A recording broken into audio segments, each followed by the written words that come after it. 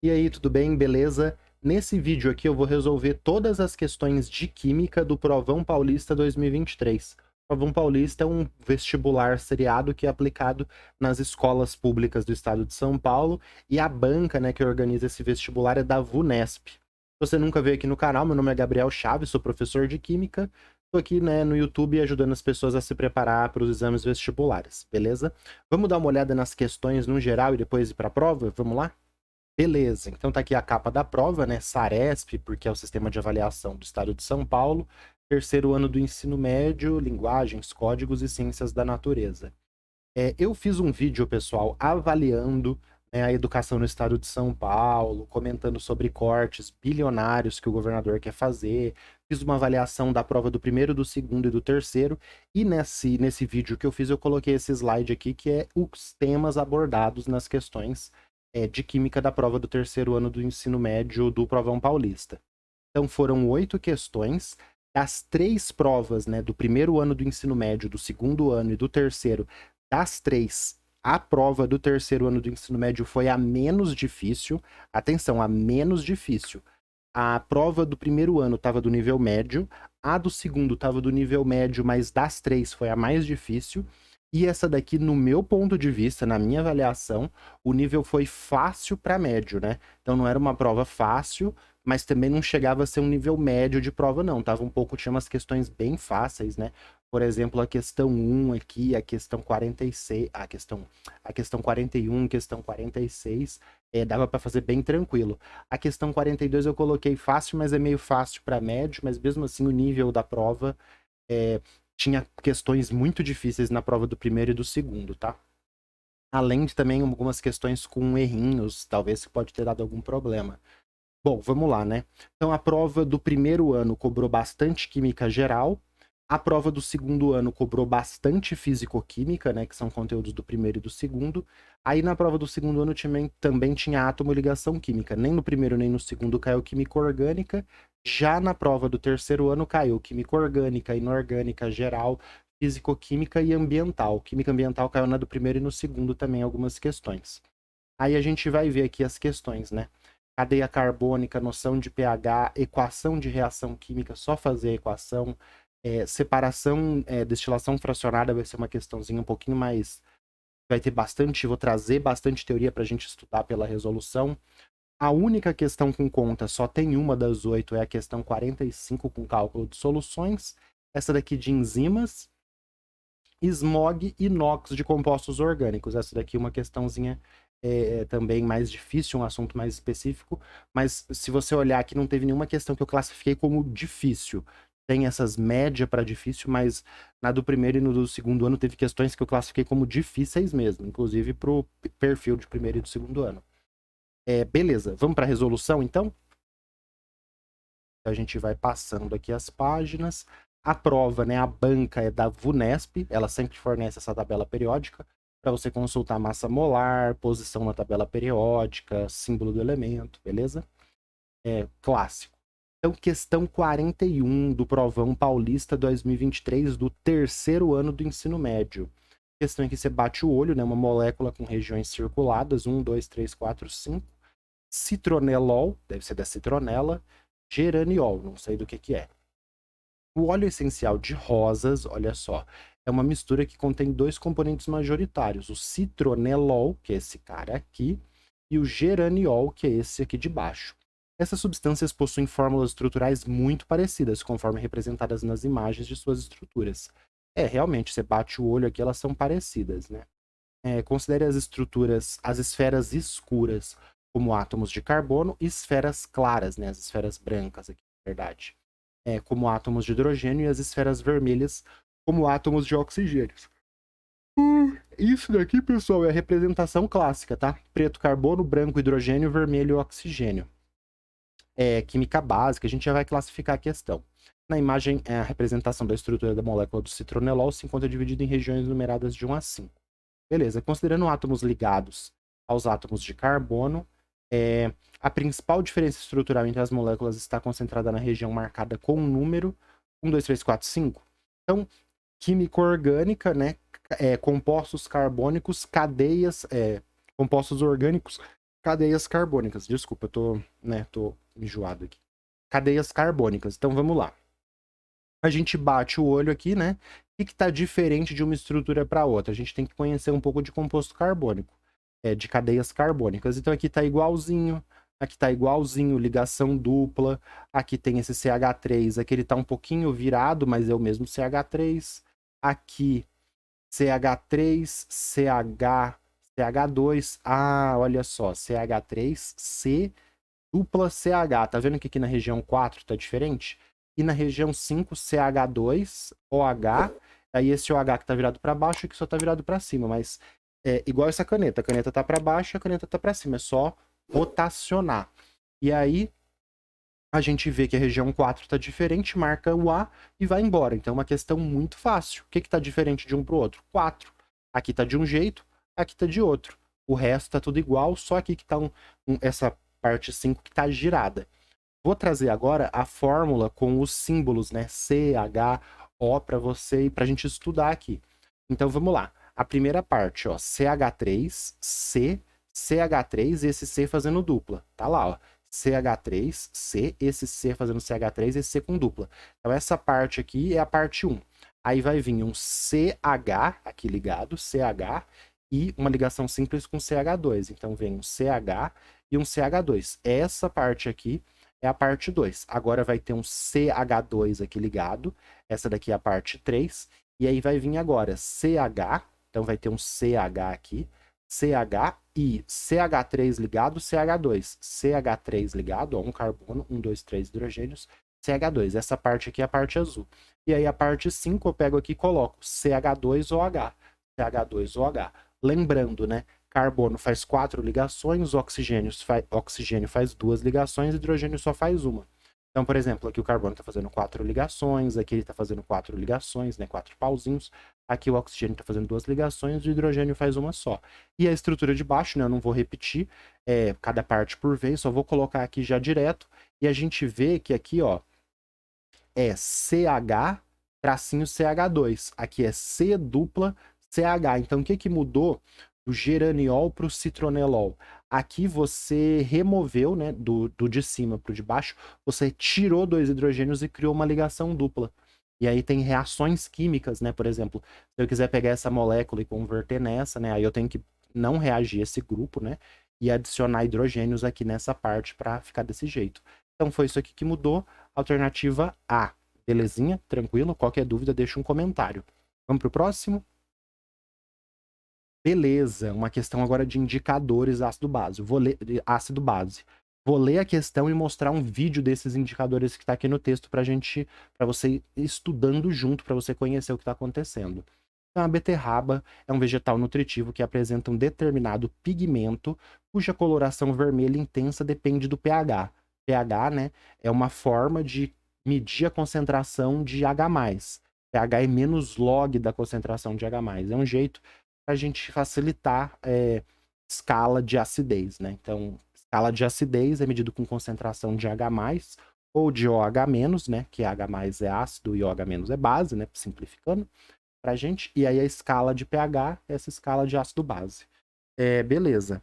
Para que um bolo de beterraba mantenha a coloração, a cor vermelha do vegetal, muitas receitas sugerem a adição de suco de limão, cuja acidez compensa o efeito do bicarbonato de sódio presente, né, no fermento. Beleza, compensa a acidez do efeito do bicarbonato de sódio presente no fermento. Caso contrário, o bolo não manterá a cor característica da beterraba. A reação do bicarbonato com ácido é mostrada a seguir. Então, você adiciona limão para compensar a questão da acidez do bicarbonato. E aqui é a reação do bicarbonato, que é esse cara aqui. Ele mostrou bicarbonato de sódio. Então, é o bicarbonato, HCO3, com sódio. Aqui ele está mostrando o quê? A reação do bicarbonato com H+, do limão. Aí forma CO2 gasoso e água.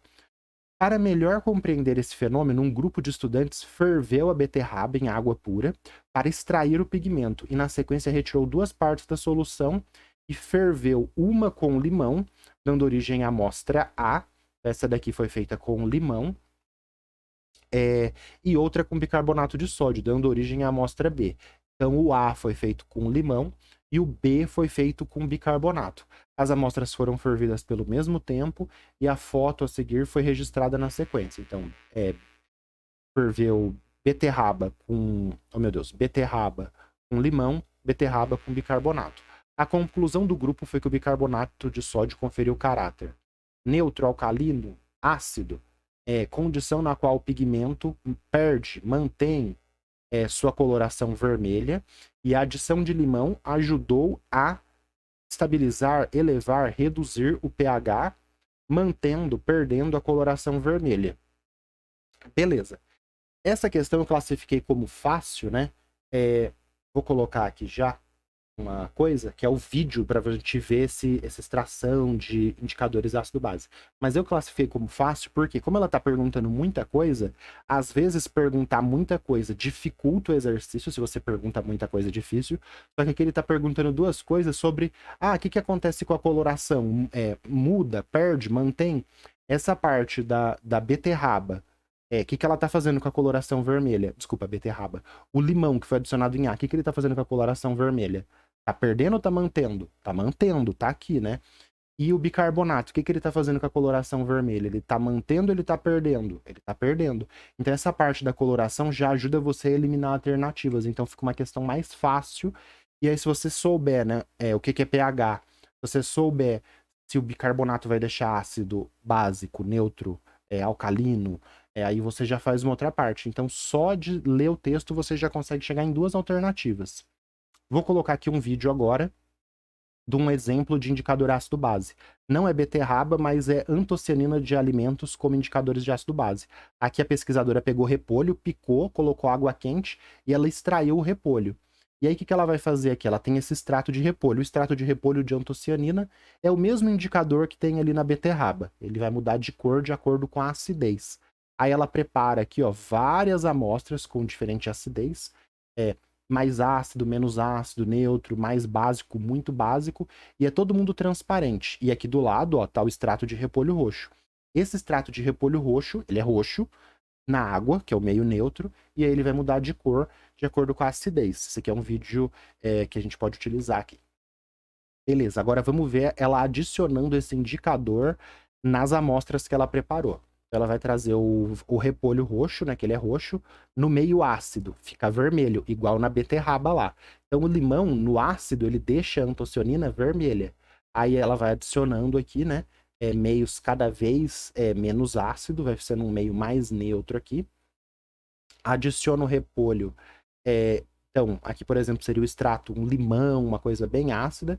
Aqui, cada vez menos ácido, neutro, e aí já começa a ser soluções básicas, né? Um pouquinho de detergente, sabão em pó, hidróxido de sódio. A gente tá formando azul mais para um verde piscina, verde, e aí ela deixa aqui com o tempo. Olha como é que vai montando uma escala de cores com esse indicador de repolho roxo.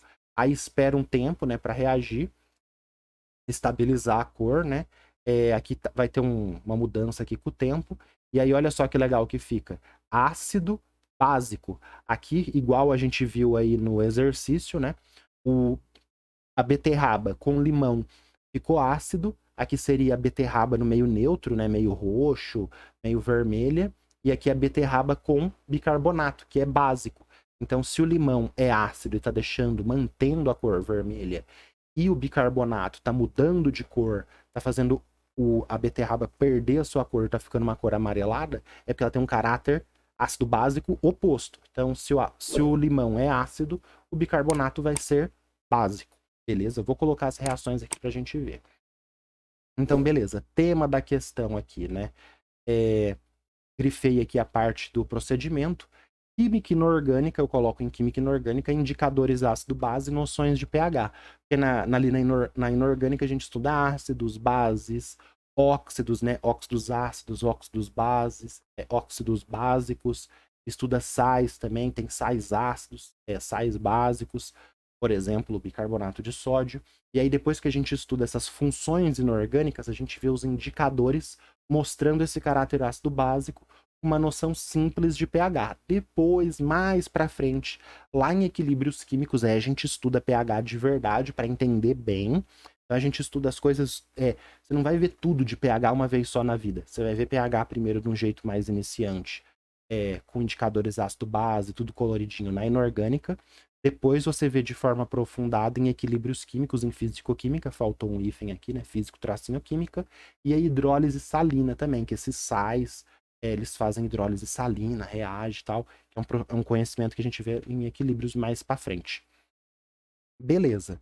Então vamos lá, né? Primeira coisa, o bicarbonato de sódio conferiu caráter neutro, alcalino, que é igual a básico, ou ácido. Se o limão deixou vermelho,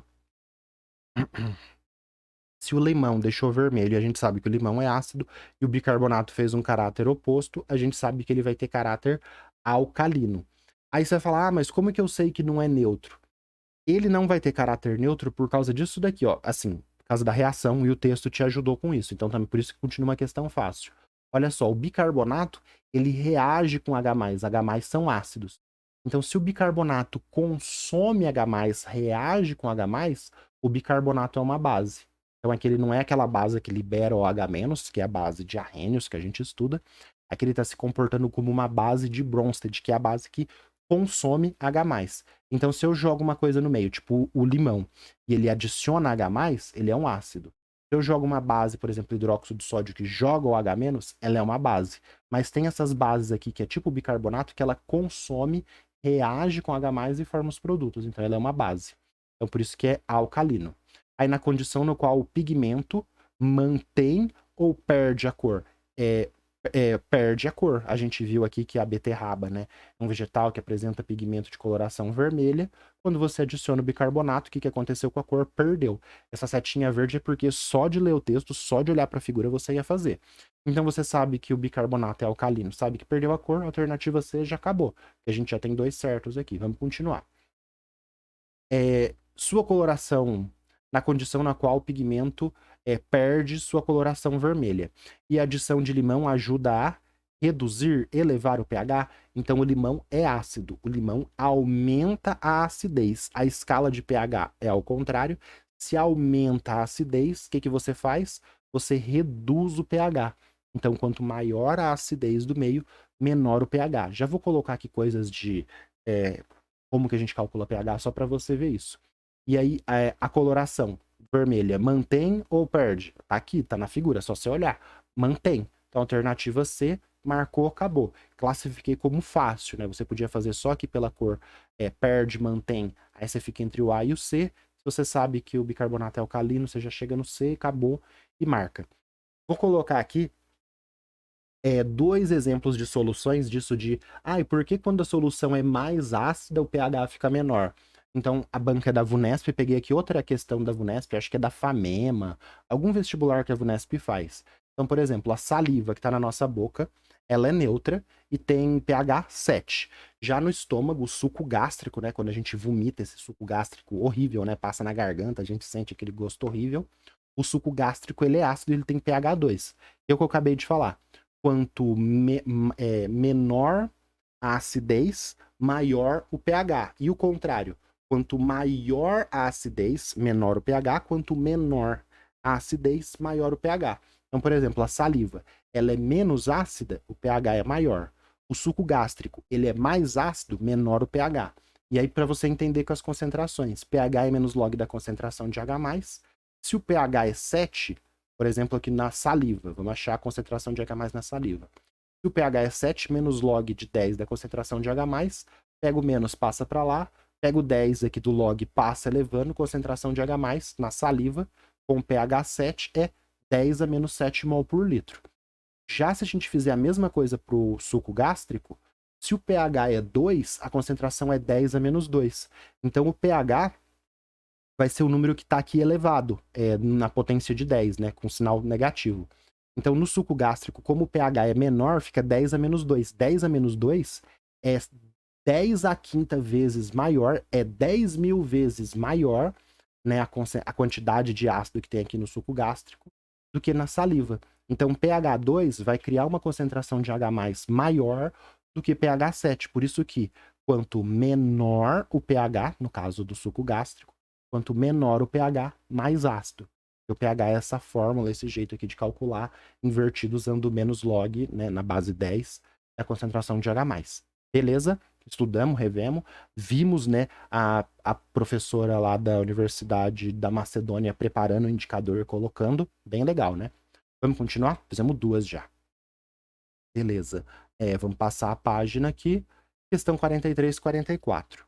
Questão 43, Provão Paulista 2023, terceiro ano do ensino médio.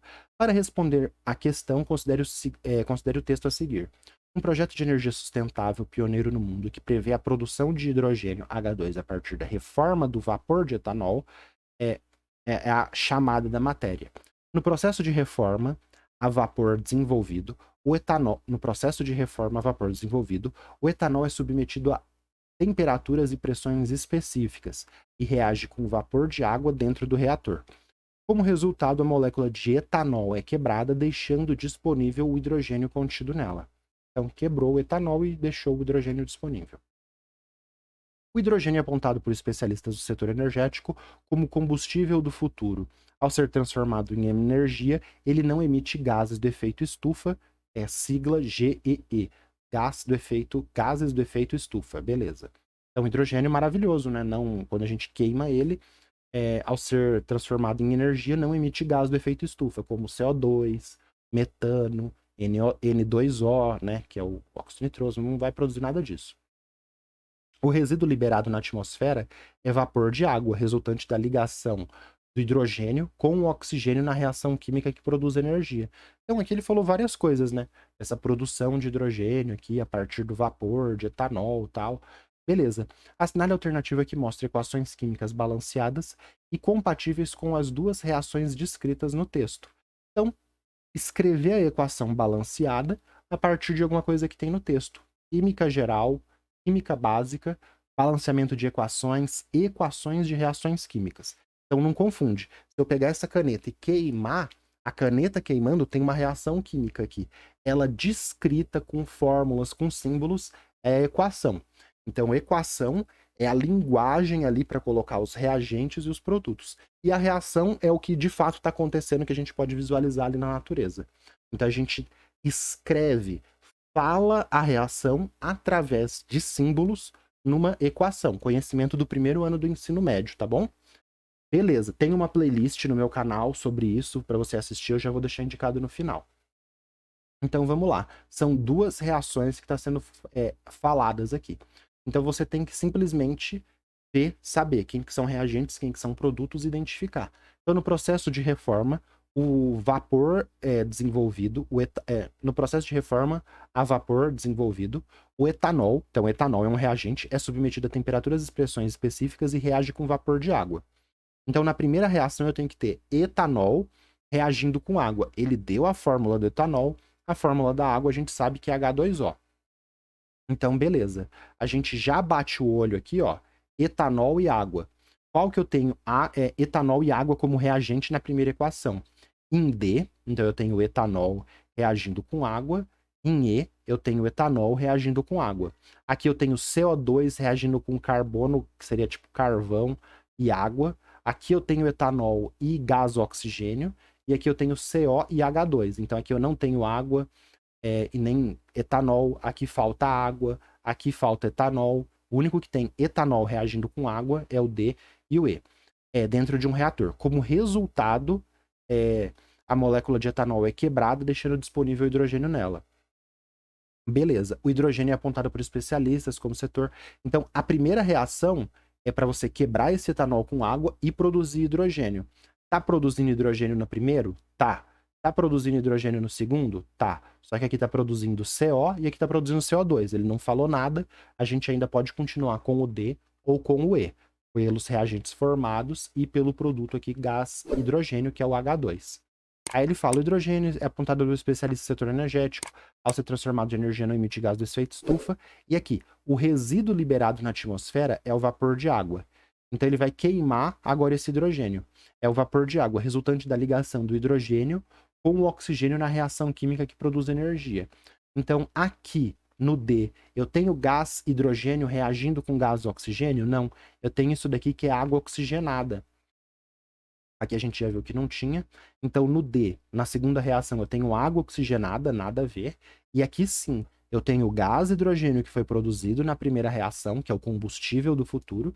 Esse gás hidrogênio mais o gás oxigênio do ar, reagindo com o gás oxigênio do ar. Então, ele sendo liberado ali num carro, numa célula de combustível. E a queima desse gás hidrogênio produz apenas como resíduo vapor de água, como foi falado aqui pra gente. Beleza? Legal. Então, a gente chegou aqui na alternativa E, marcou fácil para média, você nem precisava balancear. Bastava, então não é uma questão de balanceamento de reações, tá, pessoal? É uma questão só de você saber quem é reagente, saber quem é produto, saber identificar as fórmulas. E aqui, então, tá vendo como tá uma prova mais fácil? A primeira questão, eu sei, se você não teve aula, eu tenho um vídeo, gente, só reclamando desse problema das pessoas, novo ensino médio, das pessoas aprendendo brigadeiro, caseiro no lugar de ter aula de química, de história, de educação física, o Tarcísio cortando bilhões da educação. Eu tenho um vídeo falando sobre todos os problemas, né, de você não ter as aulas de química e tá fazendo provão seriado, mas para quem, vamos supor assim, se preparou, você que não teve as aulas, né, não tá nessa situação, mas para uma pessoa que tá estudando, fazendo cursinho, se preparando, e fez diversas questões da Unesp, da Famerp, da Unicamp, da FUVEST, do Enem, baseado nesse nível de provas, né, a primeira, a segunda e a terceira questões foram questões fáceis. Por isso que o nível da prova já foi puxado lá para o fácil médio. Daqui para frente agora vai ser questões médio para difícil, médio vai subir um pouquinho o nível, mas as três primeiras são questões bem tranquilas. Se você tem dificuldade nessa parte de química básica, eu tenho uma playlist de 50 para servir de forma complementar para te ajudar aí com o que você tem no colégio, né? Se você está no ensino médio, é uma playlist de 50 aulas que dá mais ou menos 60 horas aula. Nessa parte aqui é aula 41 e 42. Quando você for assistindo a playlist, você já vai chegar nessas aulas. E tem uma aula super resumo que eu usei para o pessoal se preparar para o Enem, para a Unicamp, para a FUVEST, que é o resumo disso aí tudo em 5 horas. Então, às vezes, vale a pena você ver esse resumo de 5 horas, para você ter uma noção geral, se você teve uma formação um pouco capenga aí, por diversos problemas que não é culpa do seu professor, saiba disso. Eu não vou comentar nesse vídeo, mas tem diversos problemas na escola que não, acaba não. Às vezes você nem tem professor de química, né? Você, às vezes nem é o professor, você nem tem professor de química, né? E aí é legal, às vezes, você assistir essa aula, como eu estava falando antes, de 5 horas, para ter uma noção geral, para complementar, e aí ir para essa playlist de 60 horas, para você ter toda a química básica. Tá bom? Minha sugestão aí. Então, beleza, fizemos 3 questões mais fáceis, agora vamos para uma questão mais, com nível um pouquinho mais elevado aqui. Questão 44, Provão Paulista 2023, terceiro ano do ensino médio, provão para o terceiro ano do ensino médio, provão seriado. Em um experimento foram adicionados em um reator determinadas quantidades de eteno e 1,3 butadieno, então a fórmula do eteno e a fórmula do 1,3 butadieno, sobre pressão adequada e aquecimento até 200 graus. Então, eteno e butadieno. Após certo tempo, ocorreu a formação de ciclohexeno, outro cara, e 4-vinil ciclohexeno. Então, esses são reagentes e esses aqui são os produtos. Algumas quantidades dos reagentes, esses caras aqui, sem reagir na mistura, oh, meu Deus, algumas quantidades dos reagentes permaneceram sem reagir na mistura reacional produzida no interior do reator. Então é como se você fosse fazer um bolo com farinha, leite e ovos, fizesse a massa do bolo, o bolo crescesse, mas ficasse umas bolinhas ali de fermento que não reagiu, só para você ter uma noção ali. Então você tinha esses reagentes, formou os produtos e sobrou um pouco dos reagentes ali. Pensa nas bolinhas de farinha no bolo que você foi fazer. Se você nunca preparou um bolo, você é um playboy privilegiado, né? Você nunca sentou ali para bater um bolo, por favor. Nunca descascou um abacaxi, nunca fez um bolo, né? Nunca lavou uma louça, zoou, né? Então, beleza. Algumas quantidades permaneceram sem reagir na mistura reacional produzida no interior do reator, como a gente estava falando. Na sequência, o reator foi esfriado até atingir pressão e temperatura ambiente. Quanto que é pressão e temperatura ambiente? Pressão ambiente é 1 atmosfera, temperatura ambiente 25 graus Celsius, é a CATP. Mas não esquenta com isso ainda não. Os dados do ponto de ebulição e fusão das substâncias contidas na mistura reacional são apresentados na tabela. O que é essa mistura reacional? Eu já estou explicando porque ela é um pouquinho mais difícil essa questão. A mistura reacional é o produto final. Seria o bolo com bolinhas de farinha que não reagiu. Então a mistura reacional é esses produtos aqui, né? Esse cara e esse com um pouquinho desses reagentes. E aí que está a temperatura de fusão, que é a temperatura que sai do sólido para o líquido, e a temperatura de ebulição, que é a temperatura que sai do líquido para o gás. Maravilha?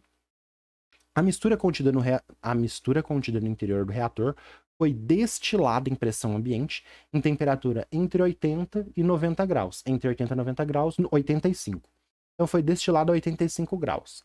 A fração coletada na saída do destilador após a destilação dessa mistura era constituída majoritariamente por... Eu vou mostrar todo um esquema que eu uso aqui nas minhas aulas da minha playlist que eu recomendo que você assista de Química Básica. Eu vou fazer toda uma animação para você entender o que está acontecendo aqui. Vamos ler as alternativas para a gente ver como que precisa visualizar isso numa animação. Então, a fração coletada na saída do destilador após a destilação dessa mistura é constituída por quantidades iguais de uma fase líquida de ciclohexeno e uma fase constituída por 1,3 butadieno. É constituído por uma fase igual do produto e de um cara do reagente. Então é constituído por uma fase igual de um produto e de um reagente que solidificou até atingir a temperatura ambiente. Quantidades semelhantes de ciclohexeno e 4-vinilhexeno, que são produtos, né, como a gente viu aqui, uma vez que os reagentes em excesso com ponto de ebulição alto não serão destilados. Será que eles não serão destilados? Por 4-vinilhexeno, pois os demais componentes não foram destilados por terem temperaturas de ebulição baixa. Ciclohexeno, e por reagentes líquidos remanescentes. Então, o que a gente tem que fazer aqui? Saber que esses 4 estão num balão de destilação e aí eles foram destilados a 85 graus. O que a gente vai coletar dessa destilação? Então, tema da questão, né? Química geral, química básica. Primeiro, temperatura de fusão, temperatura de ebulição, saber o estado físico a 85 graus. E também vai ter que saber a temperatura ambiente, que é 25, vamos falar 30 aí, tanto faz. Não vai fazer diferença aqui no exercício. E separação de misturas, destilação fracionada. Também é um exercício que seria um conteúdo de primeiro ano do nível médio, se a gente esquecesse que existiu a reforma do ensino médio que zoou com tudo. Então, antes da reforma do ensino médio, seria um conteúdo de primeiro ano do ensino médio. Separação de misturas, química básica, química geral. Tá bom? Beleza. Como que a gente faz isso? Um esqueminha é a gente pegar a tabela de fusão e ebulição. Então eu quero descobrir o estado físico a 85 graus, que foi a temperatura de destilação. E também depois a temperatura ambiente 30 graus, eu vou colocar aqui, que é a temperatura quando a gente coletar. Como que a gente sabe o estado físico a 85 graus ou 30 graus ou qualquer outra temperatura? Com tabela de fusão e ebulição. Você faz uma setinha, então você está aquecendo para lá, ó, por exemplo, menos 103, você foi aumentando a temperatura, chegou em 83. Se a temperatura do ambiente, então menos 200, por exemplo, menos 200, todas essas substâncias vão estar em estado sólido. Aí, se tiver a temperatura entre o ponto de fusão e o ponto de ebulição, vai estar no estado líquido. E, por exemplo, 500 graus, todas as substâncias aqui vai estar numa temperatura, 500 graus é maior que a temperatura de ebulição, vai estar no estado gasoso. Então, o que a gente faz aqui? A gente pega essa temperatura e coloca aqui. Então, o eteno a 85 graus, ó, 85 graus é maior que a temperatura de ebulição. Ele vai estar gasoso. Então, o eteno, quando ele for destilado, ele vai estar gasoso e vai ser coletado. Ele vai passar ali, né, no condensador. Vou colocar uma animação já para você ver. O butadieno em 85 graus também vai estar gasoso. O ciclohexeno também vai estar gasoso em 85 graus.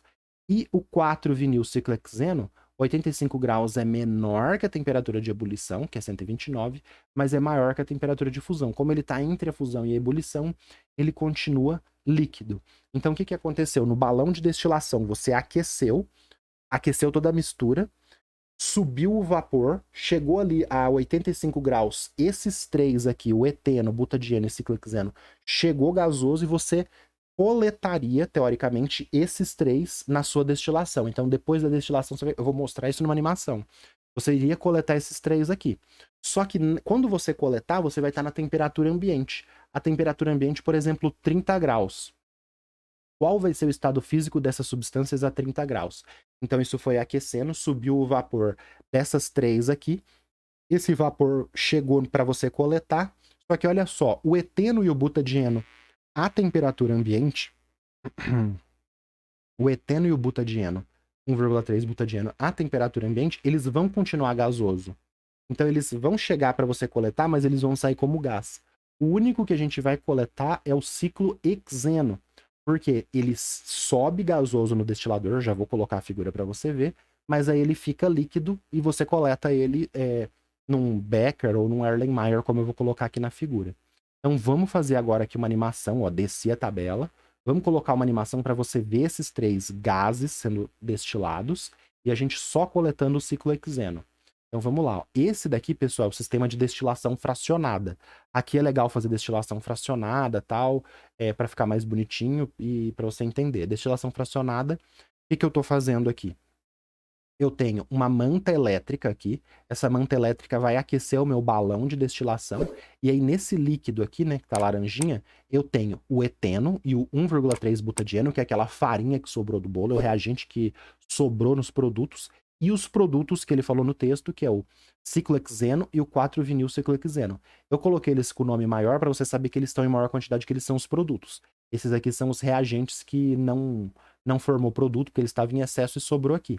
Aí aqui eu aqueço, os que for evaporar vai subir, vai passar aqui nessa coluna de fracionamento, o vapor vai subir, vai fazer a curva aqui nessa parte da vidraria que chama cabeça de destilação.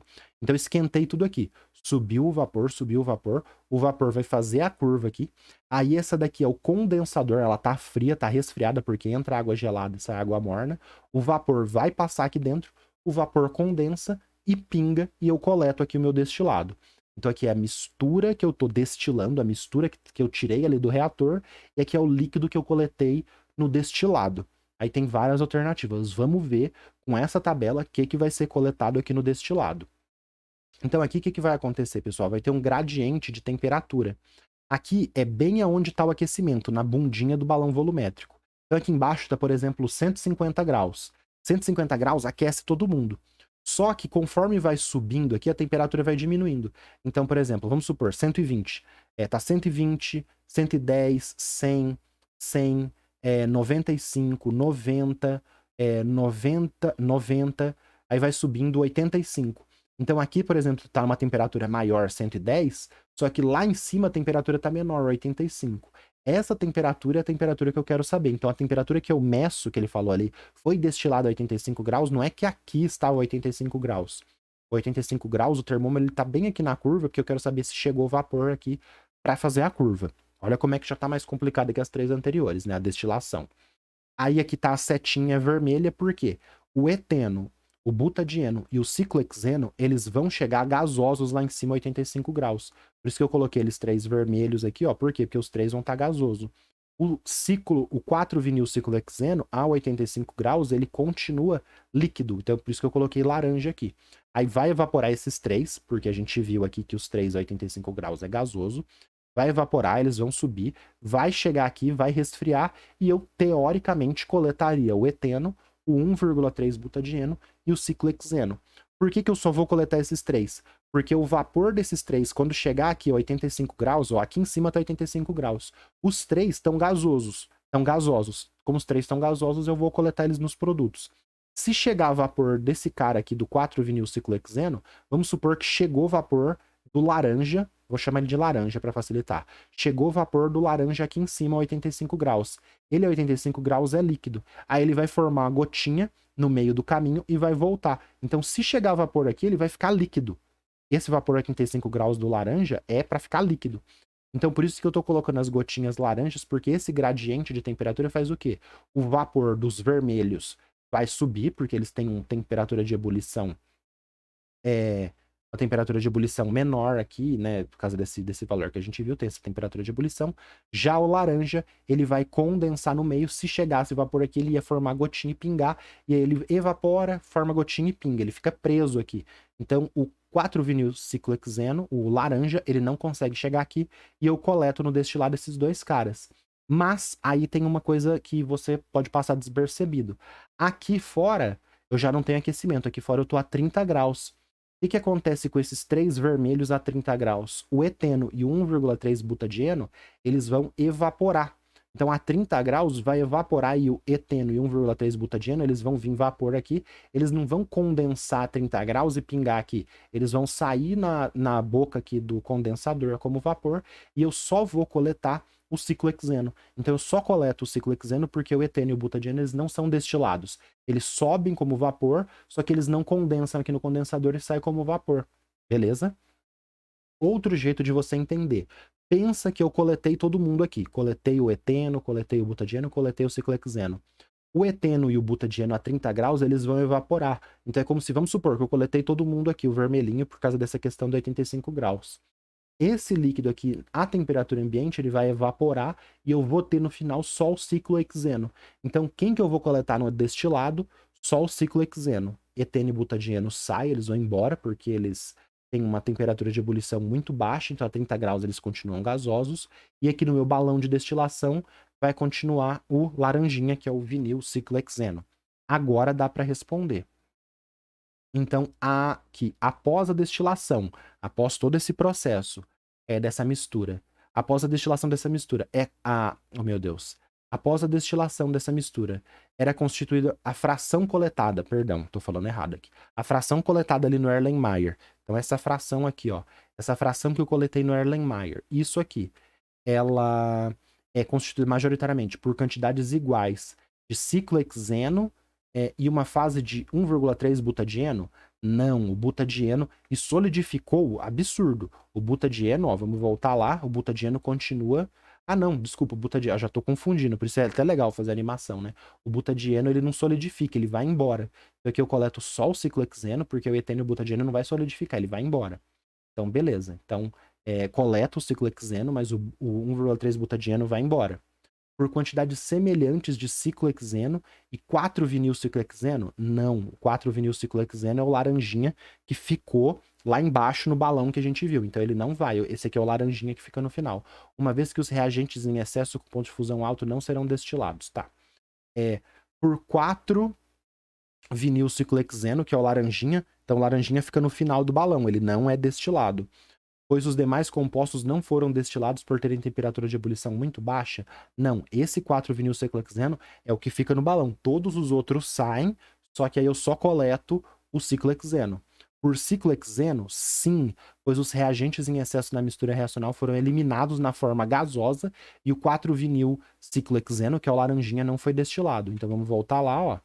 Coletei o ciclohexeno, eteno e butadienos foram perdidos na forma gasosa e o 4-vinil-ciclohexeno não foi destilado e ficou aqui embaixo.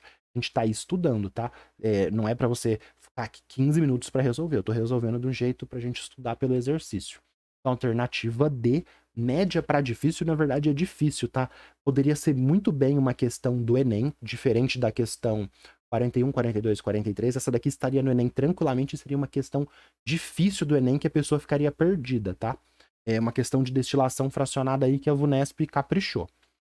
E aí, por reagentes líquidos remanescentes sem reagir, não, teve a reação que formou os caras e sobrou, nada a ver.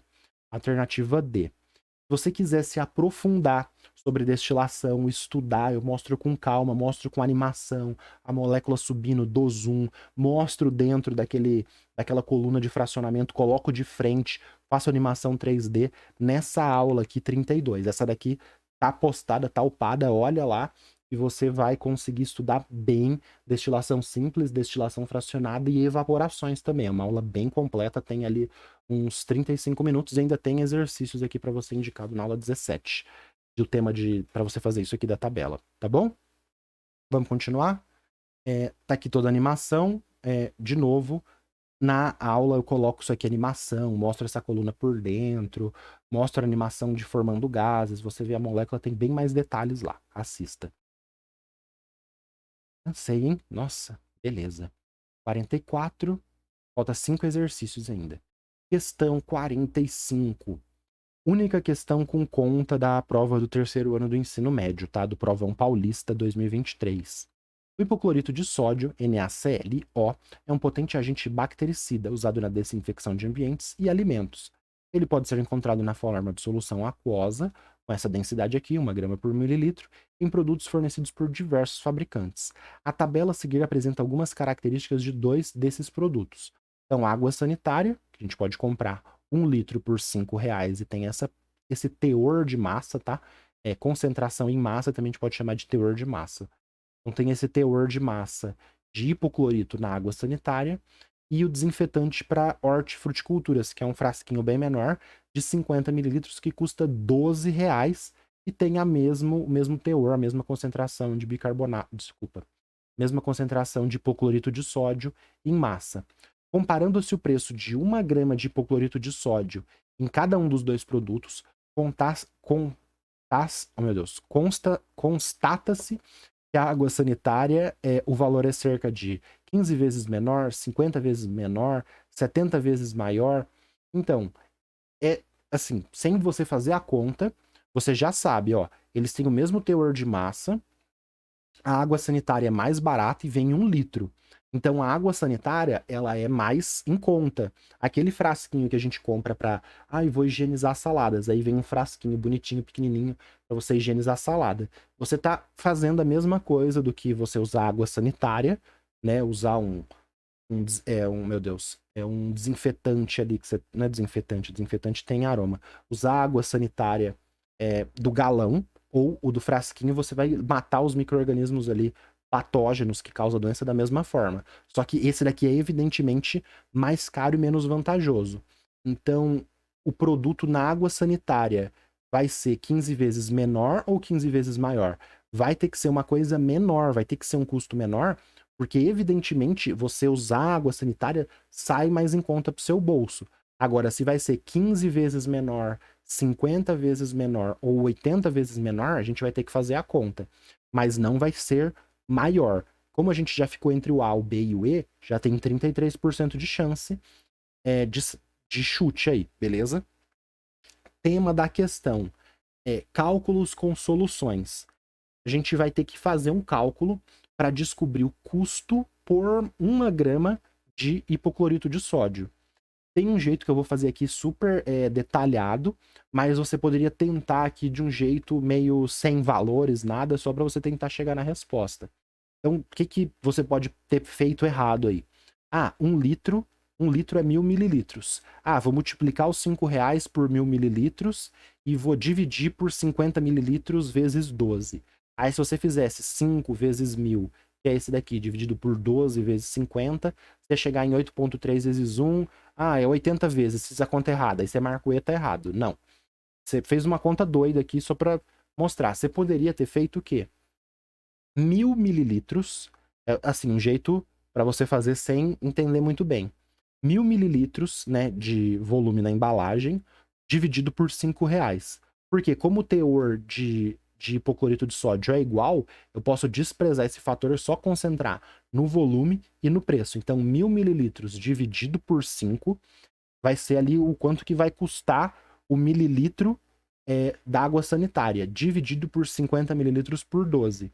Aí você faz 1.000 mililitros dividido por 5, dividido por 50, dividido por 12, aí você chega em 48, que é a alternativa B. Marcou, beleza. Então você fez mililitro por reais. Aqui 1.000 mililitros custa R$ 5. Aí você faz essa divisão aqui, desse valor, chega lá em 200, né? 1.000 dividido por 5 dá 200.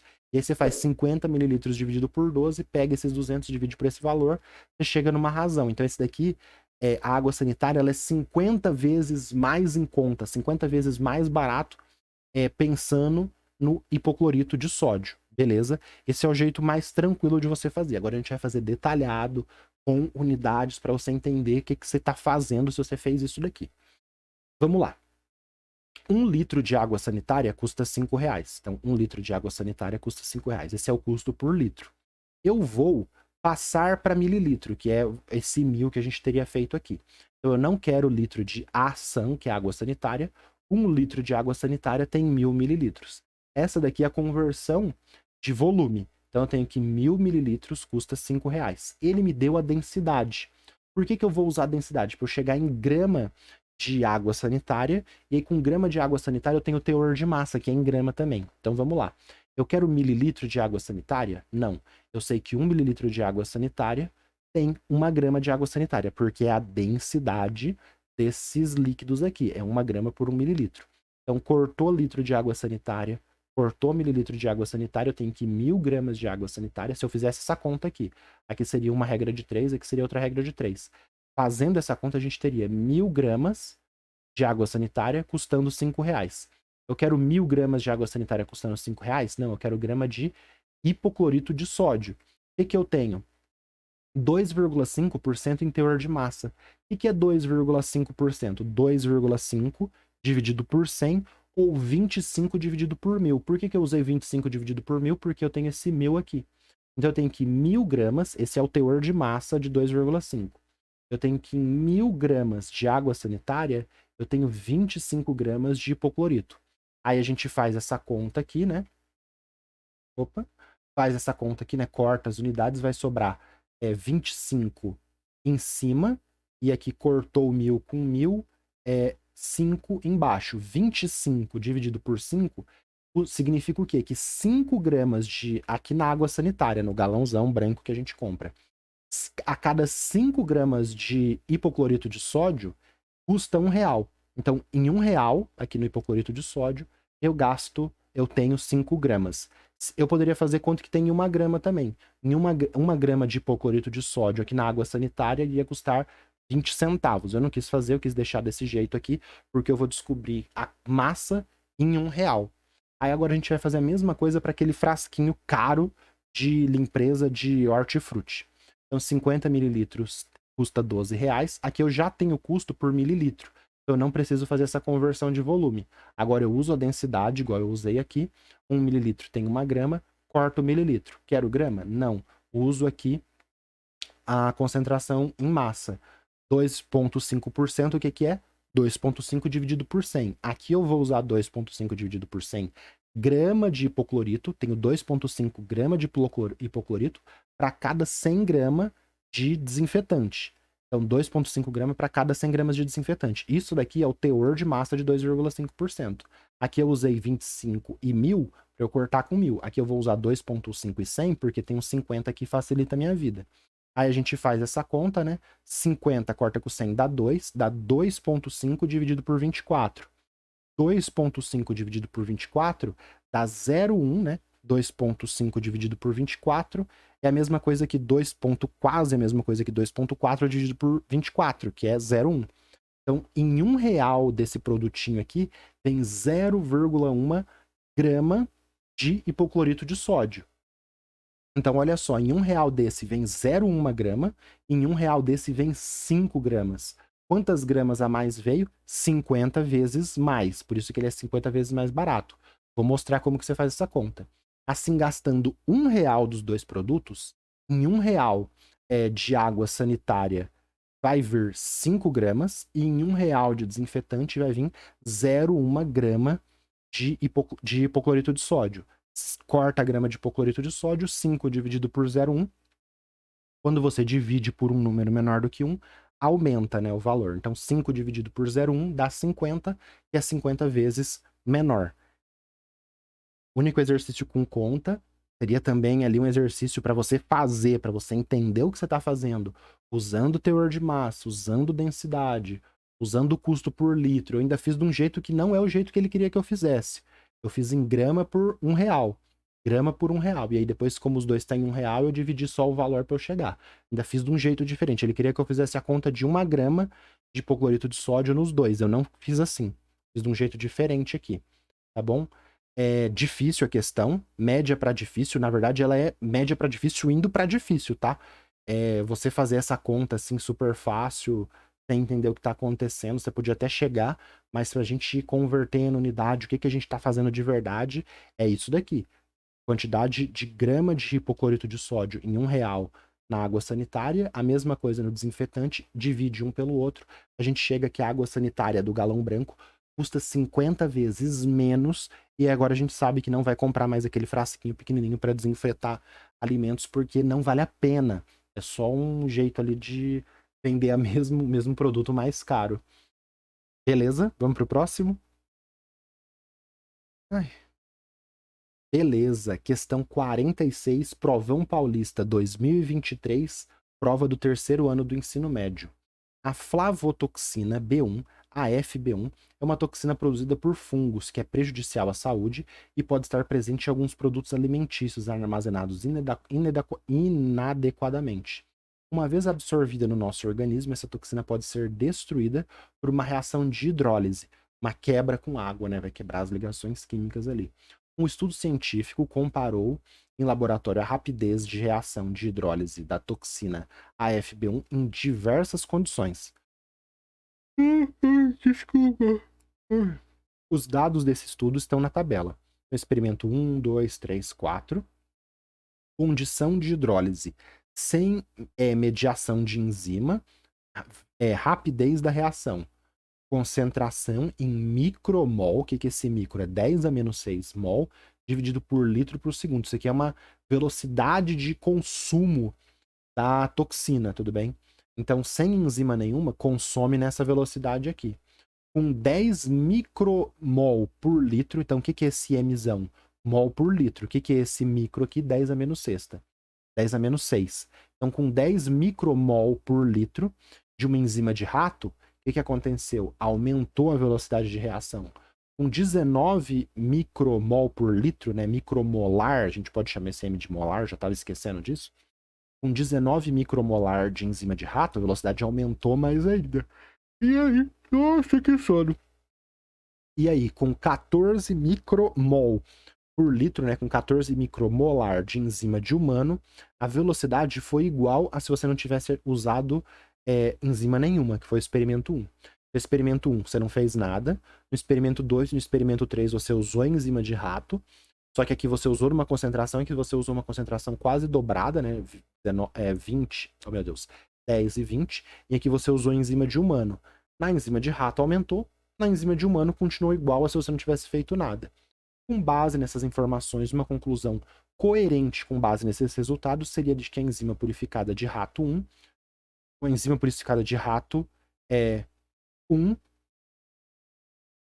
oh meu Deus, 1, tá, 1 aqui, não mudou, aumentou, não mudou a rapidez de hidrólise da toxina se comparada à hidrólise da toxina sem presença da enzima, ao contrário diferentemente do resultado obtido da enzima purificada de humanos. Então, tema da questão é você entender que a enzima acelera as reações químicas, aqui no caso uma reação de hidrólise. A gente pode classificar isso em química orgânica, bioquímica, enzimas, que é onde eu vou colocar. Enzimas, elas aceleram as reações químicas, as reações químicas, mas é toda a reação química? Não. É reações específicas, né? Aqui a gente está vendo que a enzima de rato, ela acelerou a reação de hidrólise, mas a enzima de humano não causou efeito nenhum. Então, para algumas reações, né, se aqui a enzima funciona, ela vai acelerar a reação. Então, com base nessas informações, aqui está a descrição, né, da velocidade de reação, com base nessas informações, uma conclusão coerente com esses resultados seria de que a enzima purificada de rato, aumentou a rapidez de reação de hidrólise da toxina, se comparada à reação de hidrólise sem toxina, se comparada à reação de hidrólise da toxina sem a presença de enzima. Então, sim, sem a presença de enzima, com a enzima de rato, ó, saiu de 0,64 de consumo ali na hidrólise para 0,72 e 0,78. Então, aumentou a velocidade. A gente já chega no B, acabou. Enzimas, ou ela não faz nada, isso no nível médio, né, pra gente. A enzima, ou ela não vai fazer nada, ou ela vai aumentar a velocidade de reação. A enzima diminuir a velocidade de reação, isso não ocorre, tá? Por quê? Cinética química aqui agora. Energia envolvida, reagentes e produtos. Então aqui eu tenho reagente. Quem que é meu reagente? É a toxina. O caminho é a hidrólise. Então aqui é a hidrólise por um caminho preto e aqui é a hidrólise por um caminho roxo. E os produtos é aquela toxina que foi destruída que não vai fazer mal. Então dos reagentes para os produtos por dois caminhos. O caminho roxo é o processo 1 aqui que você não fez nada. Então a energia de ativação, o morro, que é a energia aqui mínima necessária para você sair de reagentes e chegar em produtos, a energia de ativação, a energia mínima necessária para você sair de reagentes e chegar em produtos é alta, que é no processo 1, por isso que tem essa velocidade. Quando você adiciona a enzima de rato, você dá um caminho alternativo que tem uma energia de ativação, a altura do morrinho, né, a energia mínima necessária para a reação ocorrer, de hidrólise diminui. Então a energia de ativação com catalisador no caso a enzima de rato, a de enzima de humano não funcionou, com a enzima, que é um catalisador, né, biológico aí, natural, ele diminui a energia de ativação e por isso que aumenta a velocidade. Então, enzimas catalisadores ou não vai fazer nada ou vão aumentar a velocidade. Diminuir, que é a alternativa D e E, é absurdo, tá? Catalisadores, enzimas não diminuem a velocidade da reação.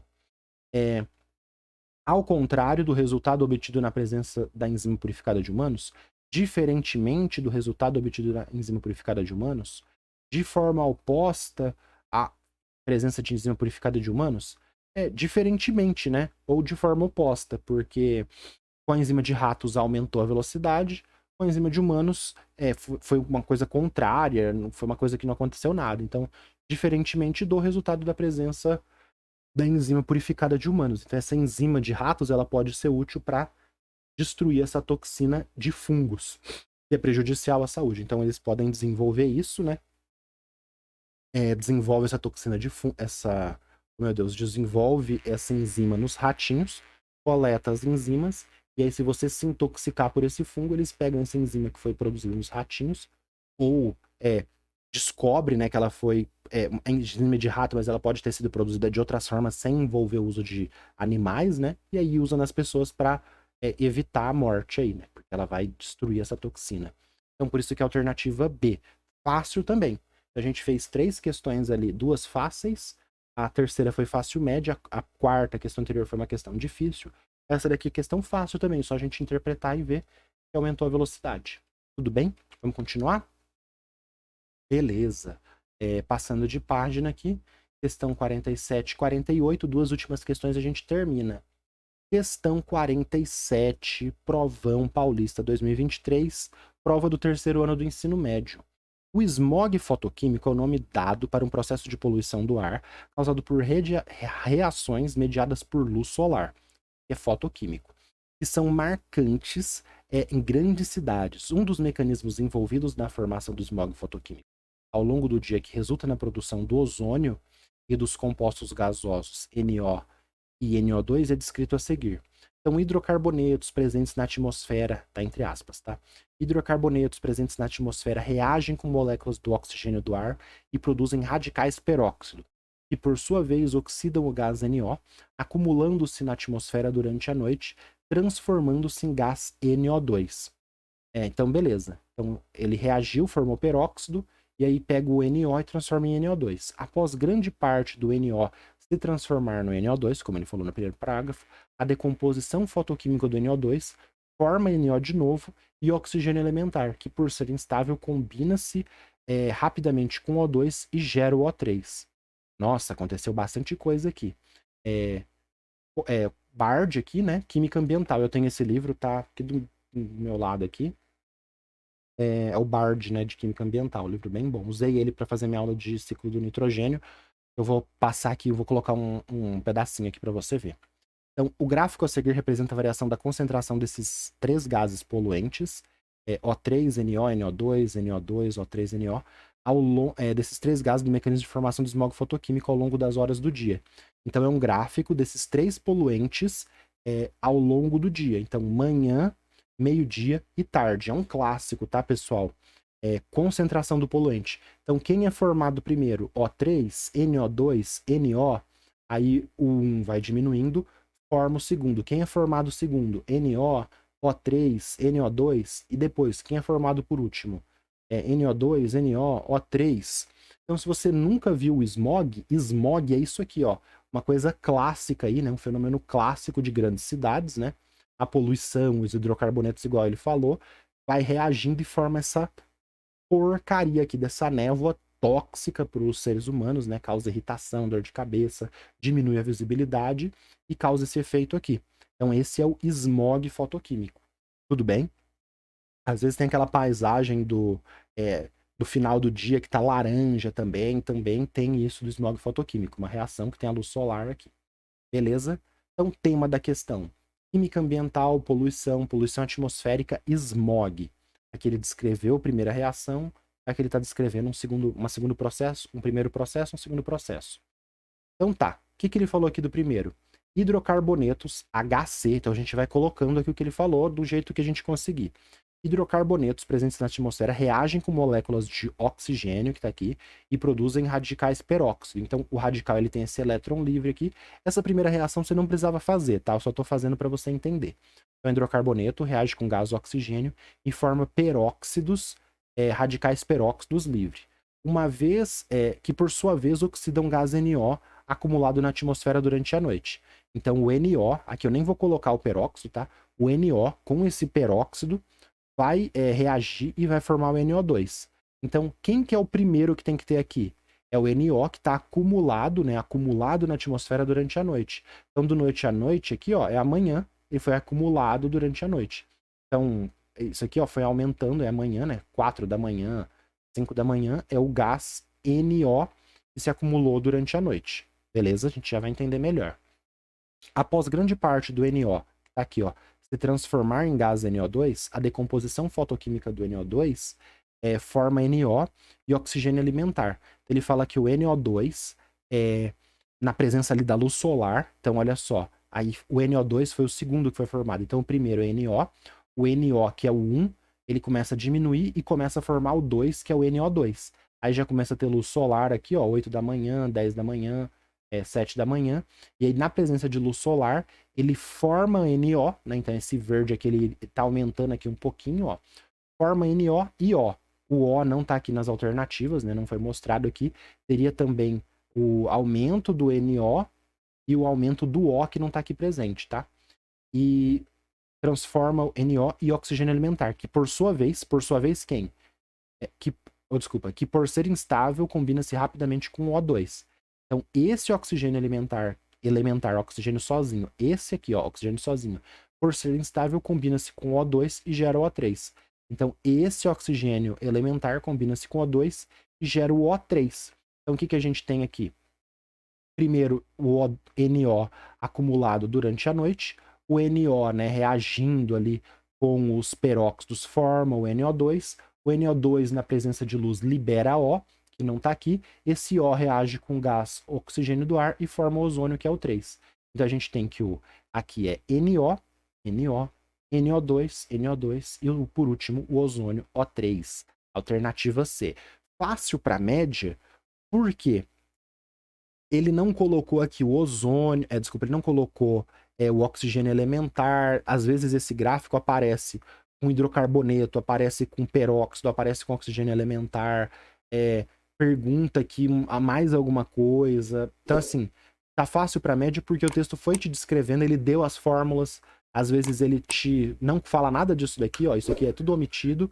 Você já tem que conhecer tudo do smog. Só fala que é envolvido hidrocarboneto, gás oxigênio, NO, só fala os envolvidos, mas não fala esse vira aquele, depois esse reage com ele. É que ele te explicou, ele te descreveu todo o processo. Então era só você seguir o mestre, chegar nas reações e ver que primeiro você tem NO, depois você tem NO2 e depois você tem O3. Então, primeiro NO, segundo NO2 e por último O3. Tudo bem? Aqui está a minha figura de ciclo do nitrogênio. Essa figura aqui do ciclo do nitrogênio, setas coloridas são processos naturais, né? Então, fixação, nitrificação, desnitrificação. Eu fiz ela baseada, inclusive, naquele livro ali, que é o Bard. E na capa tem uma usina eólica, queria pegar ela lá para mostrar, mas não vou fazer isso não. E aí, tem várias coisas aqui que são essas setas pretas que são produzidas por ação humana. O que a gente tem que produz NO? De forma natural, ó, seta verdinha, descargas elétricas. Então, no ar tem N2, naturalmente, descargas elétricas vai combinar esse N2 do ar com o oxigênio do ar e formar o NO. E aí esse NO, ó, setinha verde, naturalmente, vai fazer todo esse processo que eu coloquei de simplificada, de forma simplificada, O2. Forma o NO2, então primeiro forma o NO, depois forma o NO2, e aí esse NO2, ó, reagindo com a radiação solar, vai fazer o smog fotoquímico, que é aquela nuvem marrom, e aí eu coloquei também de forma simplificada aqui mais O2, porque vai ter oxigênio elementar, forma ozônio. Então, ó, aqui no meu resumo que eu já mostro faz tempo, eu já colocava, ó, primeiro NO, depois NO2, depois O3. Ele é formado, ó, pelas setinhas verdes de forma natural. Aqui eu também tenho que colocar uma seta verde. Ah, não, eu não coloquei a seta verde para cá, porque apesar daqui ser um processo natural, a seta verde é um processo de fixação, porque esse NO aqui também ele pode reagir com água, formar ácido nítrico ácido nítrico e ácido nitroso e fazer um processo de fixação também na natureza. Então, além da forma natural de descargas elétricas para produzir NO, da onde que vem esse NO das grandes cidades? Ó, dos carros. Os carros, o motor quente ali, o gás nitrogênio e o gás oxigênio no motor do carro, ó a setinha aqui, ó, seta preta, tudo que é seta preta é natural, é antropogênico, tá? Aí o motor do carro produz NO. Aonde mais que é produzido NO? No jatinho do Neymar. Lá naquela turbina, no motor quente ali do jatinho, que ele tá voando sozinho, no Boeing que ele pegou sozinho para ele, tá produzindo um monte, milhares de vezes de que um carro produz, tá produzindo então no motor quente do jatinho, no motor de carro, tá produzindo esse NO, que depois vira NO2, que pode fazer chuva ácida, ou pode fazer o smog fotoquímico, como a gente tá vendo no exercício. E aí tem uma coisa muito importante que a gente está estudando aqui pelo exercício, né, smog. Para evitar esse processo de formar smog, a gente tem que evitar que os carros emitam NO. Como que a gente faz isso? Todo mundo andando a pé, ninguém usa carro mais, ninguém usa ônibus mais. Lógico que não. A gente vai colocar o que aqui? Um conversor catalítico, ó, no escapamento do carro ali, né, no interior do carro. Para quê? Esse NO, quando passar por ali, ele vai se converter em N2. Então essa seta branca aqui, ó, é o que a gente faz quando usa um conversor catalítico.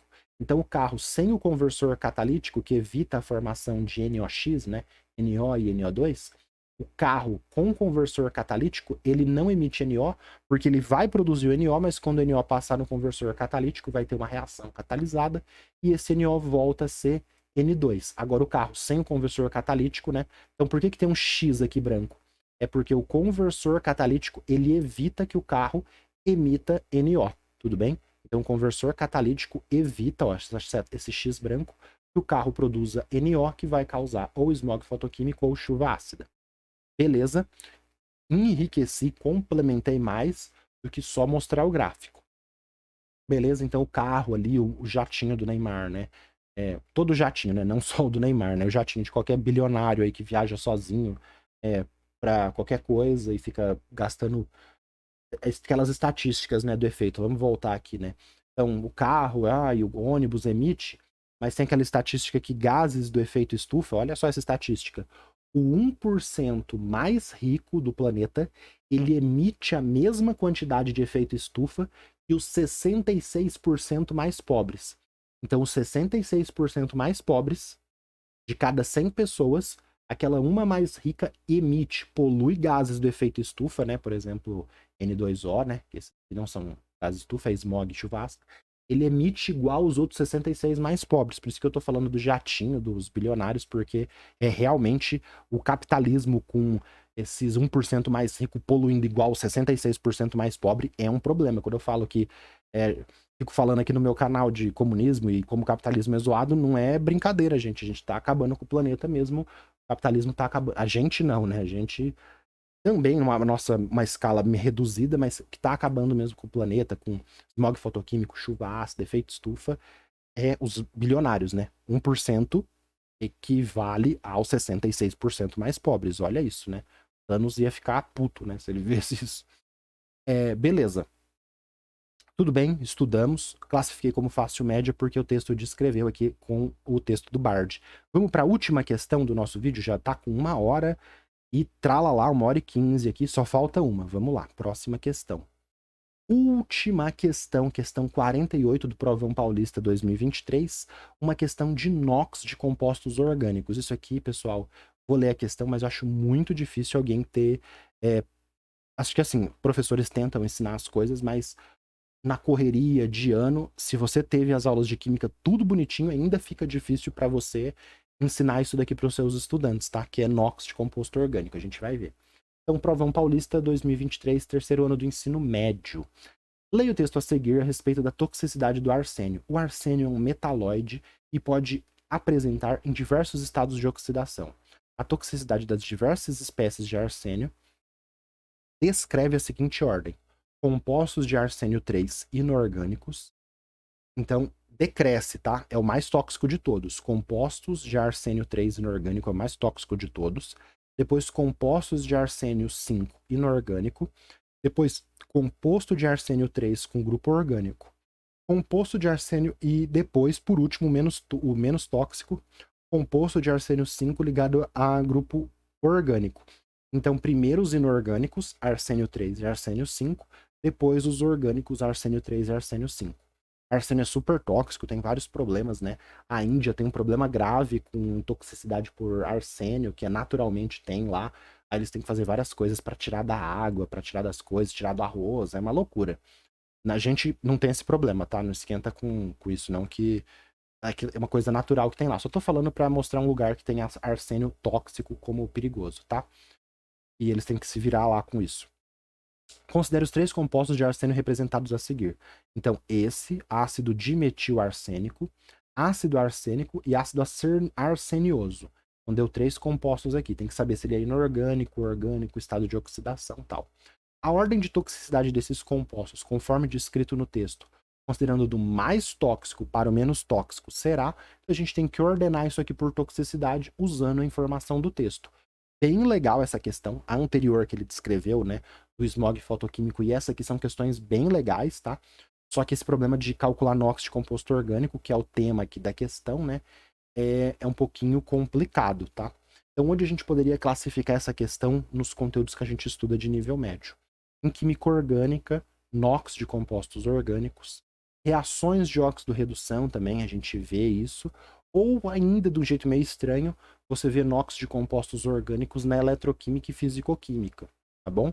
A gente pode ver um pouquinho aqui na eletroquímica, na fisicoquímica, ver um pouquinho nos compostos orgânicos, estudar em momentos diferentes desse assunto. Mas geralmente não dá tempo, os professores sofrem bastante, viu, gente, com a quantidade de conteúdo e o pouco de aula que geralmente tem. Ainda mais com o novo ensino médio zoando tudo, né? Tirando as aulas, aí que você não tem aula e não aprende mais nada, né? Você aprende só a fazer brigadeiro caseiro, que é aquelas itinerário formativo horrível. Beleza. Então, o que a gente vai fazer aqui? Calcular o estado de oxidação. Aqui, muito tranquilo. Como que a gente faz isso depois que a gente estudou?